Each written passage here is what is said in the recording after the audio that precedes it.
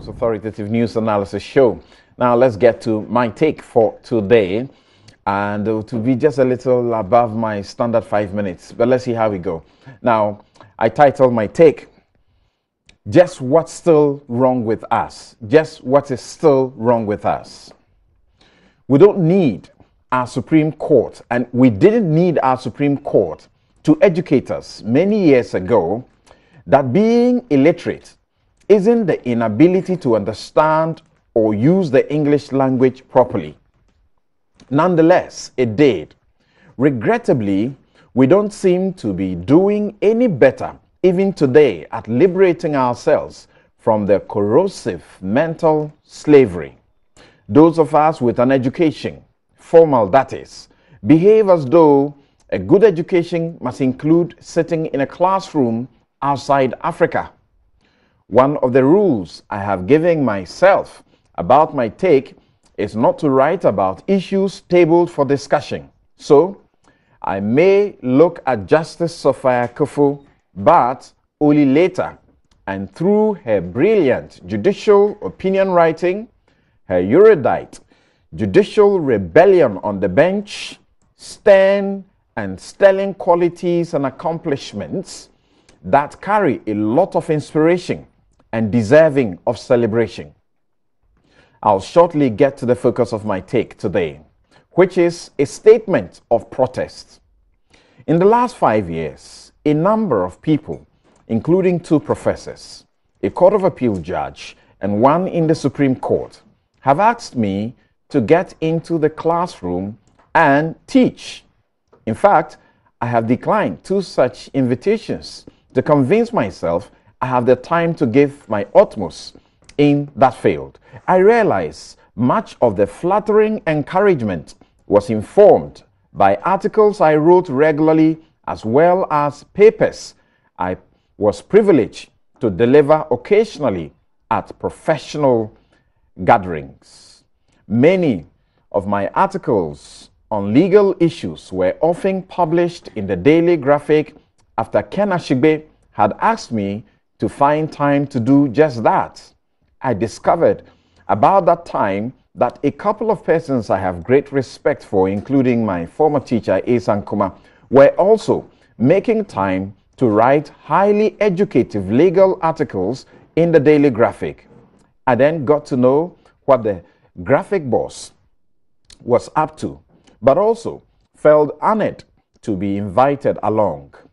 Permit me to boast that while criticizing CSOs on their understanding of the CRC's work and President Mahama's cherry picking of the recommendations for constitutional amendments, I justified the CRC's process of constitutional review and dared my good friend, Professor Stephen Kweku Asare, to head to the Supreme Court over his contention that the entire process was unconstitutional.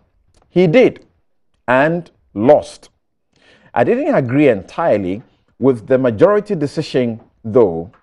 I wrote to caution President Mahama to avoid the sin of heeding the NPP and some CSO's claims that he was under some legal obligation to consult, quote-unquote, broadly on appointing the EC chairperson.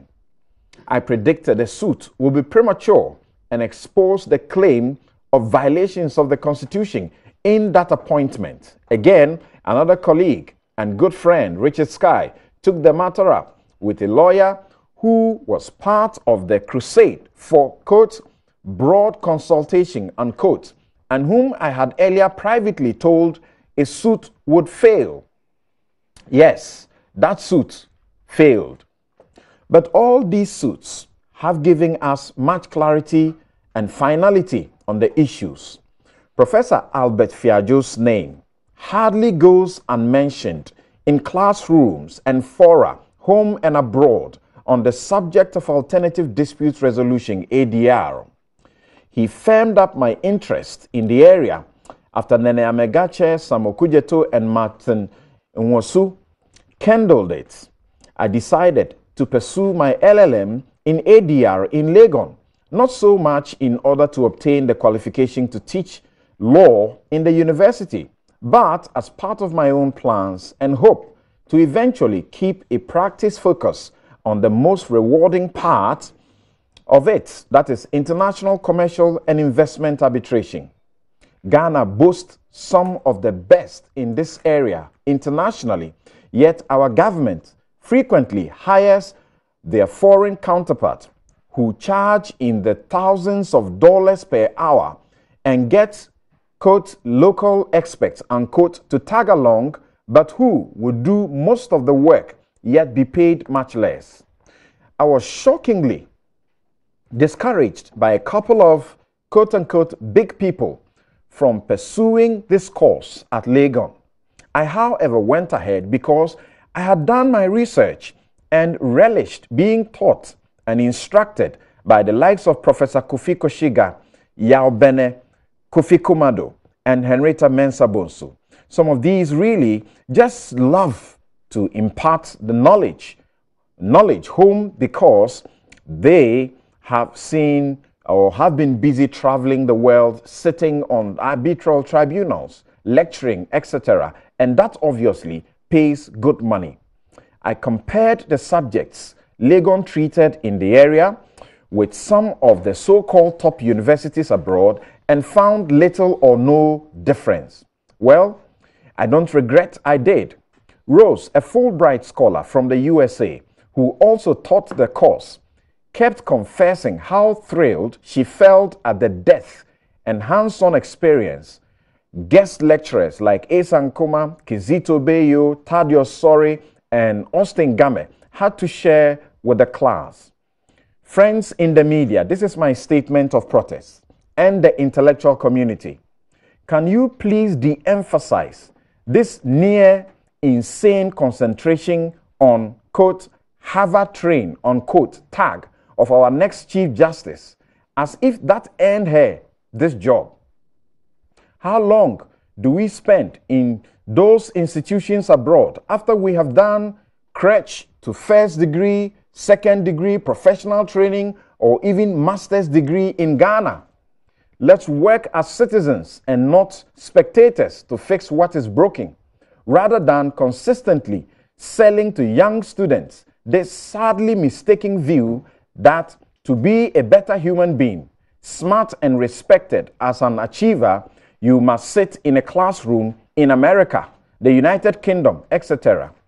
It is an inferiority complex. And yes, Abdul Malik Kweku Bako slept in a hall in a university in Ghana, but was never deemed qualified to sit in the lecture halls. Let's be fair to our teachers.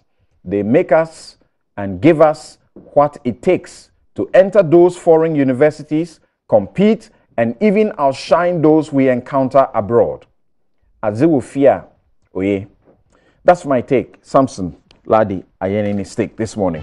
Now,